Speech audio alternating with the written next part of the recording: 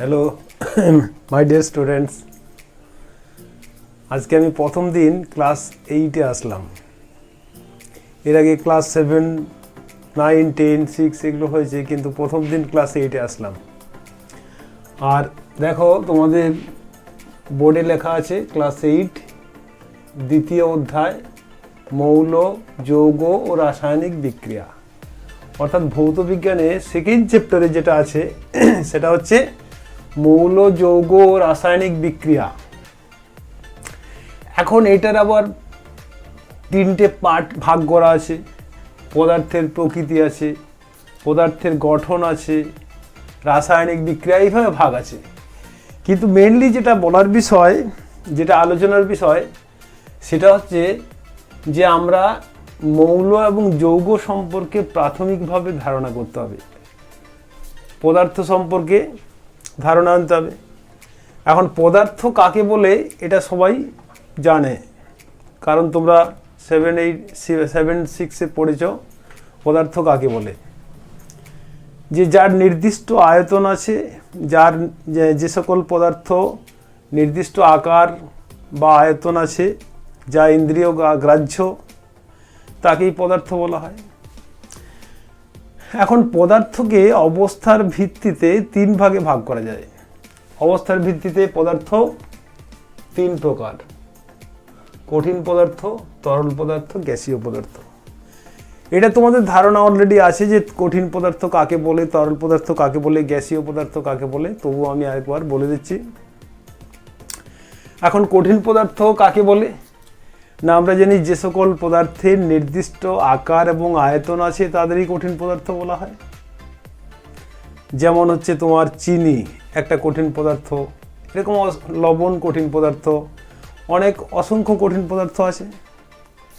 আর তরল পদার্থ মানে যে পদার্থের নির্দিষ্ট আয়তন আছে কিন্তু আকার নেই, যে পাত্রে রাখা হয় সেই পাত্রের আকার ধারণ করে, তাকেই বলা হয় তরল পদার্থ। যেমন জল তরল পদার্থ। আর গ্যাসীয় পদার্থ মানে জানো যে সকল পদার্থের আকার এবং আয়তন কোনোটাই নেই, তাদের বলা হয় গ্যাসীয় পদার্থ। অক্সিজেন, হাইড্রোজেন, নাইট্রোজেন, এইগুলো।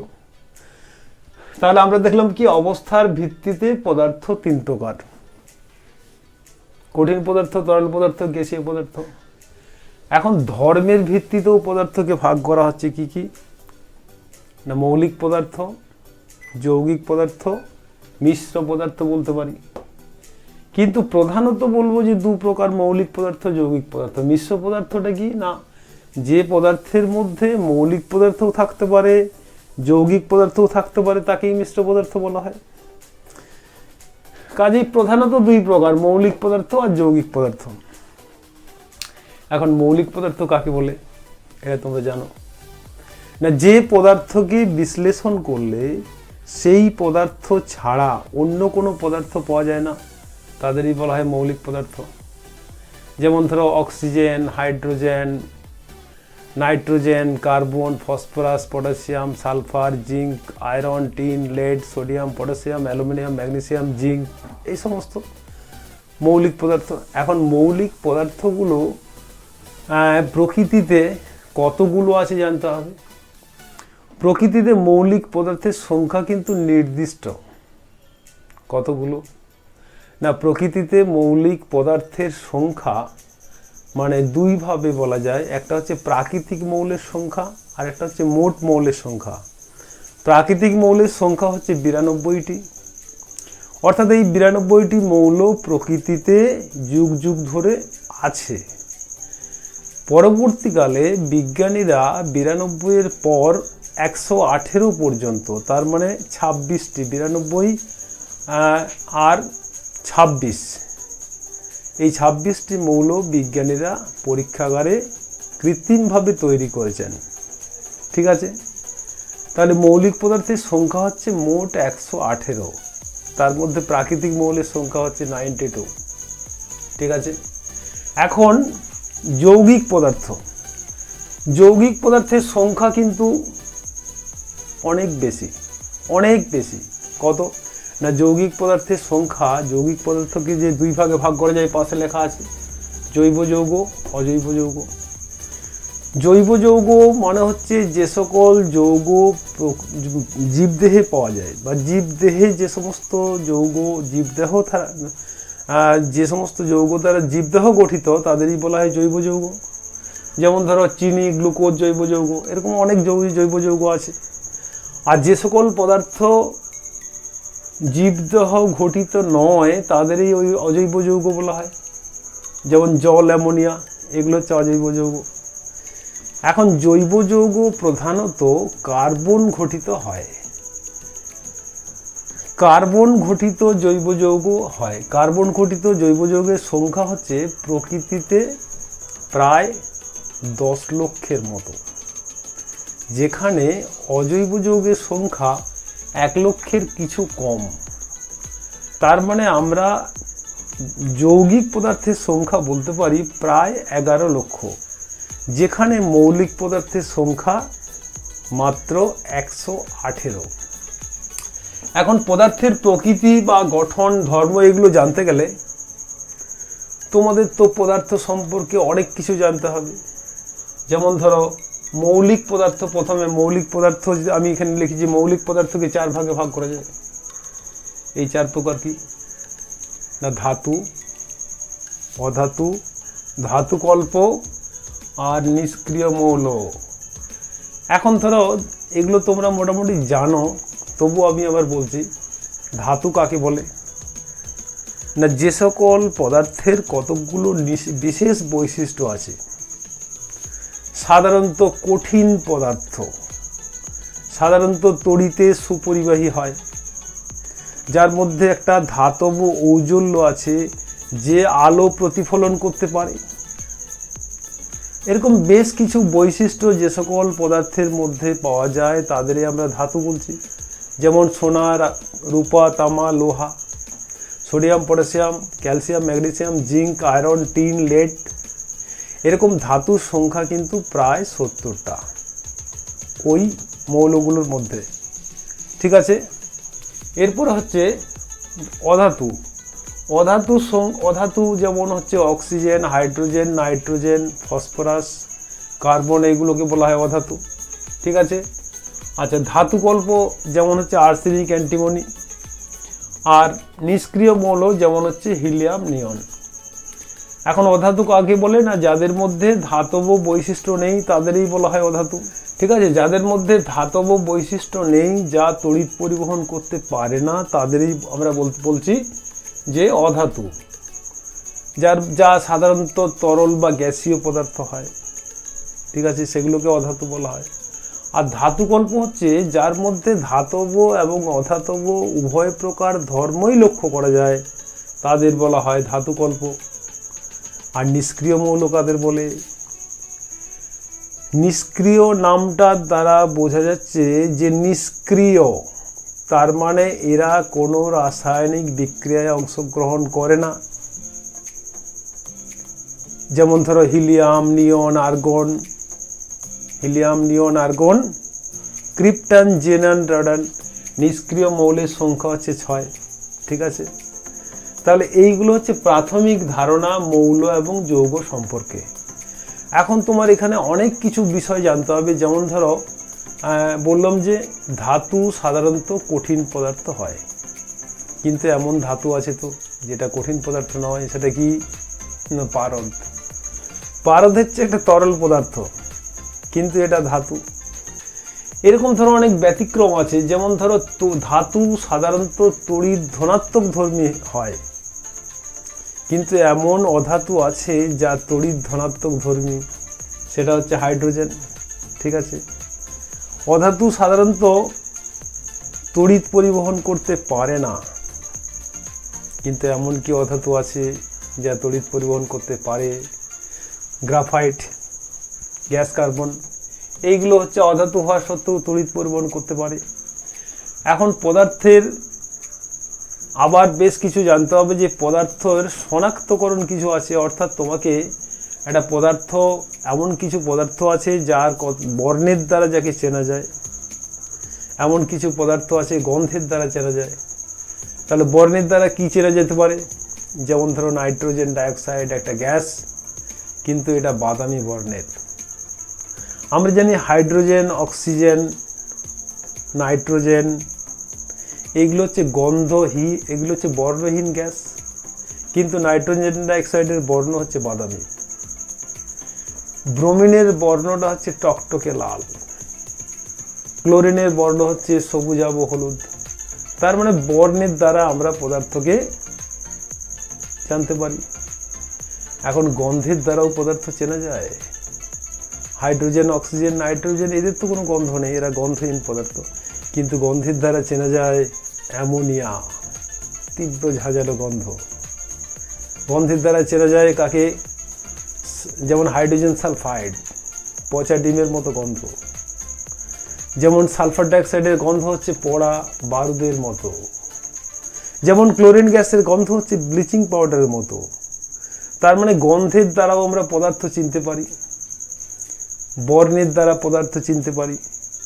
ঠিক আছে, এখন পদার্থে এখানে ধরো আর নিষ্ক্রিয় মৌল যে ছটা বললাম, হিলিয়াম, নিয়ন, আর্গন, ক্রিপ্টন, জেনন, রেডন।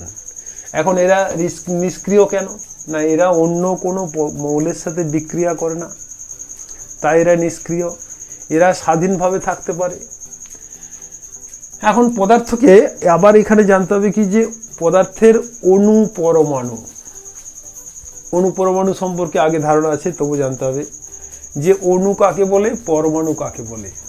না, পরমাণুটা সাধারণত মৌলিক পদার্থের হয়, কিন্তু অণু মৌলেরও হতে পারে, যৌগেরও হতে পারে। পরমাণু হচ্ছে মৌলিক পদার্থের ক্ষুদ্রতম কণা। তবে হ্যাঁ, আগে বলা হতো মৌলিক পদার্থের ক্ষুদ্রতম অবিভাজ্য কণাকে পরমাণু বলা হয়, কিন্তু বিজ্ঞানী ডাল্টন বললেন না, অবিভাজ্য কণা নয়, পরমাণুকে ভাঙা যায়। এবং এটা তোমরা জানো যে পরমাণুকে বর্তমানে ভেঙে ইলেকট্রন, প্রোটন, নিউট্রন এই সমস্ত কণিকার সন্ধান পাওয়া গেছে। এটা তোমরা জানো। ডাল্টনের সময়, ডাল্টন হচ্ছেন 16 শতাব্দীর বিজ্ঞানী, অনেক দিন আগের। তখন পরমাণুকে ভাঙার কৌশল আবিষ্কার হয়নি, তাই তিনি বলেছিলেন পরমাণু অবিভাজ্য। কিন্তু বর্তমানে পরমাণু বিভাজ্য। পরমাণুকে ভেঙে ইলেকট্রন, প্রোটন, নিউট্রন পাওয়া গেছে এবং বিভিন্ন বিজ্ঞানী গবেষণা করেছেন, এগুলো আবিষ্কার করেছেন। তাহলে মৌলিক পদার্থের ক্ষুদ্রতম কণা, যার স্বাধীন সত্তা থাকতে পারে, নাও থাকতে পারে, তাকেই বলা হয় পরমাণু। স্বাধীন সত্তা নাও থাকতে পারে বলা হয়েছে কেন?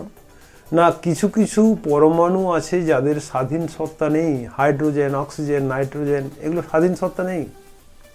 আবার কিছু পরমাণু আছে যাদের স্বাধীন সত্তা আছে, যেমন ধরো হিলিয়াম, নিয়ন, আর্গন, ক্রিপ্টন, জেনন, রেডন, এগুলো স্বাধীন সত্তা আছে। এই জন্য বলা হচ্ছে যে স্বাধীন সত্তা থাকতেও পারে, নাও থাকতে পারে। কিন্তু অণু হচ্ছে মৌলিক এবং যৌগিক পদার্থের ক্ষুদ্রতর কণা, যার মধ্যে স্বাধীন সত্তা থাকবেই। তার মানে অণু মৌলিক পদার্থেরও হতে পারে, যৌগিক পদার্থের হতে পারে, কিন্তু পরমাণু কখনো যৌগিক পদার্থের হয় না, এটা মাথায় রাখতে হবে। অণু মৌলিক পদার্থের হতে পারে, যৌগিক পদার্থের হতে পারে, তাই অণুকে দুই ভাগে ভাগ করা যায়। এটা হচ্ছে মৌলিক অণু, একটা যৌগিক অণু। মৌলিক অণু হচ্ছে অক্সিজেন, অক্সিজেনের অণু। যৌগিক অণু হচ্ছে হাইড্রোজেনের অণু। এগুলো হচ্ছে এই মৌলিক অণু, অক্সিজেনের অণু, হাইড্রোজেনের অণু। যৌগিক অণু কি? জলের অণু, কার্বন ডাইঅক্সাইডের অণু, এগুলো হচ্ছে যৌগিক অণু। এখন মৌলিক পদার্থের যে অণু, এখন আবার তোমাকে জানতে হবে যে মৌলিক এটা কিছু ধারণা আছে, আগের ক্লাসে ক্লাস 6-7 পড়েছো, চিহ্ন সংকেত ব্যাপারটা পড়েছো। তাহলে এখানে চিহ্ন সংকেতটাও মাথায় রাখতে হবে যে চিহ্ন সংকেত, চিহ্নটা কি, সংকেত কি? না, চিহ্ন মানে হচ্ছে মৌলিক পদার্থের একটি পরমাণুকে যা দ্বারা সংক্ষেপে প্রকাশ করা হয় তাকে চিহ্ন বলা হয়। আর সংকেত কাকে বলে? সংকেতটা হচ্ছে মৌল বা যৌগের একটা অণুকে যা দ্বারা সংক্ষেপে প্রকাশ করা হয় তাকে বলা হয় সংকেত। চিহ্ন সংকেত সম্পর্কে ভালো ধারণা রাখতে হবে। কারণ পরবর্তীকালে যখন ফিজিক্যাল সায়েন্সটা তোমাদের ক্লাস 8 থেকে 9 হবে, তখন দেখা যাবে পরমাণুর গঠন পড়তে হবে, মৌল যৌগ অনেক কিছু জানতে হবে।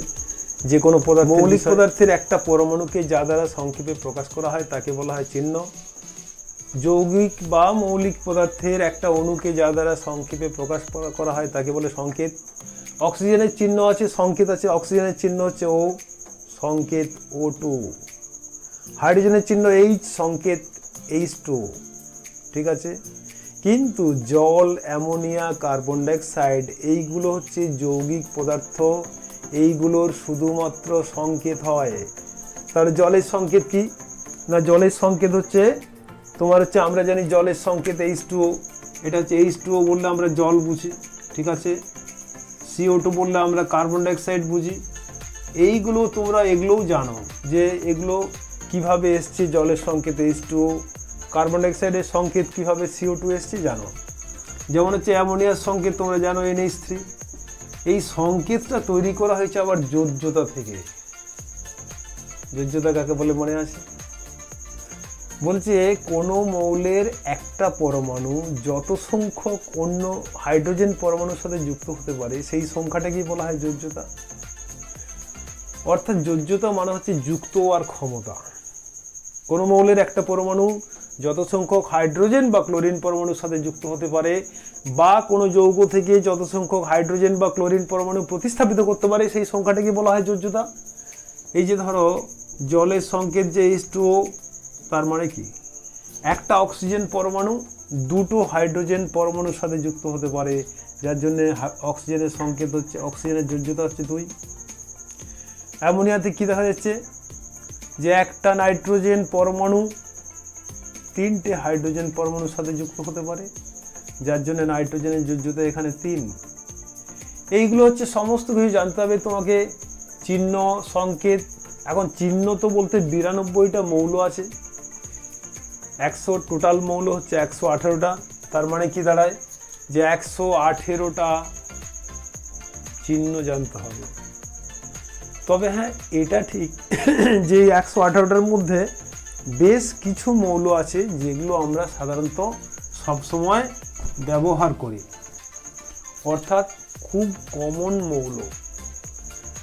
যদি তোমাকে প্রশ্ন করি, আচ্ছা সব থেকে কমন এলিমেন্ট বা কমন মৌল মানে এমন 4টে মৌলের নাম করো যেটা সব থেকে ভাইটাল এলিমেন্ট, এরকম 4টে মৌল বলতে হবে। তখন তার উত্তরটা হবে কি? Carbon, hydrogen, oxygen, nitrogen. কারণ হচ্ছে এই 4টে মৌল ছাড়া জীবজগতের অস্তিত্বই কল্পনা করা যায় না। প্রোটোপ্লাজমের প্রধান উপাদান কার্বন, হাইড্রোজেন, অক্সিজেন, নাইট্রোজেন। এমনকি আমরা যে খাবারটা খাই, লাইফ সায়েন্সে যে খাদ্য আছে, খাবারটা কার্বোহাইড্রেট জাতীয় খাবার, প্রোটিন জাতীয় খাবার, ফ্যাট জাতীয় খাবার। এই যে খাবারগুলো এখানেও দেখা যায় কার্বোহাইড্রেট জাতীয় খাবার মানেই যেখানে কার্বন, হাইড্রোজেন, অক্সিজেন যার প্রধান উপাদান। ফ্যাট জাতীয় খাবার, সেখানেও কার্বন, হাইড্রোজেন, অক্সিজেন প্রধান উপাদান। কিন্তু হ্যাঁ, প্রোটিন জাতীয় খাদ্যে কার্বন, হাইড্রোজেন এবং অক্সিজেনের সঙ্গে নাইট্রোজেনটা খুব জরুরি।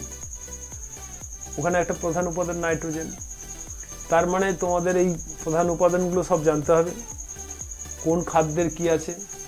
আর বেশ কিছু মৌলের চিহ্ন মনে রাখতে হবে। যেমন ধরো সোডিয়াম, সোডিয়ামের চিহ্ন কি? Na। কেন হচ্ছে না? চিহ্ন কিভাবে নেওয়া হয়েছে সেটা জানতে হবে। এটা তো আগে ধারণা আছেই, তবু বলে দিচ্ছি। চিহ্নটা 4 ভাবে নেওয়া হতে পারে। মৌলিক পদার্থের নামের প্রথম অক্ষর দ্বারা চিহ্ন নেওয়া হতে পারে, মৌলিক পদার্থের নামের প্রথম 2টি অক্ষর দ্বারা চিহ্ন নেওয়া যেতে পারে, মৌলিক পদার্থের নামের প্রথম অক্ষর এবং জোরে উচ্চারিত অক্ষর দ্বারা চিহ্ন নেওয়া যেতে পারে, নেওয়া হয়। আর ল্যাটিন নাম থেকে নেওয়া হয়। প্রত্যেকটার উদাহরণ দিচ্ছি আমি। যেমন কার্বন, মৌলিক পদার্থের নামের প্রথম অক্ষর দ্বারা সিটা নেওয়া হয়েছে কার্বনের চিহ্ন। কিন্তু যখন ক্যালসিয়াম এসছে তখন মৌলিক পদার্থের নামের প্রথম অক্ষরের সঙ্গে এটা নেওয়া হয়েছে, দ্বিতীয় অক্ষর নেওয়া হয়েছে, ঠিক আছে, ক্যালসিয়াম। আবার যখন ক্লোরিন বলছি তখন Cl বলছি কেন? কারণ এখানে কার্বনকে C বলা হয়েছে, ক্যালসিয়ামকে Ca বলা হয়েছে, ক্লোরিন হচ্ছে Cl, তার মানে মৌলিক পদার্থের নামের প্রথম অক্ষর এবং জোরে উচ্চারিত অক্ষর। ঠিক আছে, তাহলে এই তিনটে পদ্ধতি ছাড়া আরেকটা পদ্ধতি আছে, ল্যাটিন নাম থেকে নেওয়া হয়েছে এমন বেশ কিছু মৌল, যেমন সোডিয়াম, সোডিয়ামের ল্যাটিন নাম হচ্ছে ন্যাট্রিয়াম, যার জন্য Na নেওয়া হয়েছে। ঠিক আছে, পটাশিয়াম, পটাশিয়ামের ল্যাটিন নাম হচ্ছে ক্যালিয়াম, যার জন্য K নেওয়া হয়েছে। লেড, লেডকে Pb বলা হচ্ছে, ল্যাটিন নাম হচ্ছে প্লাম্বাম। সোনা, ল্যাটিন নাম হচ্ছে অ্যারাম, Au নেওয়া হয়েছে। হাইড্রারজিরাম, ল্যাটিন নাম হচ্ছে Hg, এই হাইড্রারজিরাম হচ্ছে পারদের ল্যাটিন নাম, যার জন্য Hg নেওয়া হয়েছে। রূপা, যার ল্যাটিন নাম হচ্ছে আর্জেন্টাম, যার জন্য Ag নেওয়া হয়েছে। এরকম 10 থেকে 12টা মৌলের ল্যাটিন নাম থেকে চিহ্নটা নেওয়া হয়েছে। তাহলে তোমাদের পদার্থ জানতে গেলে সেখানে চিহ্ন সংকেতটাও জানতে হবে, মৌলিক পদার্থ, যৌগিক পদার্থ জানতে হবে, পদার্থের প্রকৃতি, পদার্থের প্রকৃতি মানে কি, পদার্থটা সম্পর্কে অনেক কিছু জিনিস জানতে হবে, পদার্থটা কঠিন না তরল না গ্যাসীয়, পদার্থের বৈশিষ্ট্যগুলো কি, কোন পদার্থের বৈশিষ্ট্য কী ধরনের আছে সেগুলো জানতে হবে। ঠিক আছে, এইগুলো হচ্ছে তোমাদের জানার বিষয়, অর্থাৎ ক্লাস 8-এ যে সমস্ত বিষয়গুলো আছে। আর আমার ভিডিওটা যখন দেখবে পুরো শেষ পর্যন্ত দেখবে, হ্যাঁ, মাঝখানে শেষ পর্যন্ত দেখলে তোমাদের সুবিধা হবে। তাহলে দেখা যাচ্ছে যে আমরা যদি ক্লাস 8-এ পদার্থ সম্পর্কে ধারণা ভালো না হয় তাহলে 9-10-এ গিয়ে প্রবলেম হবে। যার জন্য তোমাদের বলা যে ক্লাস 8-এ তোমরা টোটাল পদার্থ জিনিসটা কি, তার শ্রেণীবিভাগ কি, মৌলিক পদার্থ যদি হয় তার মৌলিক পদার্থের অন্তত 20 থেকে 25টা মৌলিক পদার্থের চিহ্ন মনে রাখো, অন্তত 40 থেকে 50টা যৌগের সংকেত মনে রাখো। আর জল, অ্যামোনিয়া, কার্বন ডাই, যেগুলো কমন, খুব কমন, যেগুলো সচরাচর ব্যবহার হয় তাদের মনে রাখতে হবে সংকেতগুলো।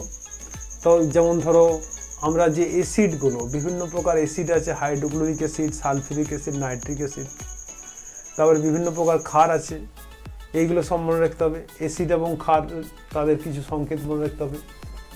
এখন এই হচ্ছে ব্যাপার, যে এখন আমি এই পর্যন্তই তোমাদের আজকে বললাম। পরবর্তীকালে আবার যদি ক্লাস 8-এ আসি তখন বাকি অংশটা, বাকি অন্য জায়গায় বলবো, রাসায়নিক বিক্রিয়া সম্পর্কে বলবো, এমনকি ক্লাস 8-এর অঙ্কের ক্লাসও নিতে পারি। আমার ভিডিওটা ঠিক মতো তোমরা দেখবে, এই চ্যানেলটা সাবস্ক্রাইব করে প্রত্যেকে লাইক করবে আর কমেন্ট বক্সে কমেন্ট করবে। ঠিক আছে, তাহলে মোটামুটি আজকে শেষ করছি। সবাই ভালো থাকো, সুস্থ থাকো।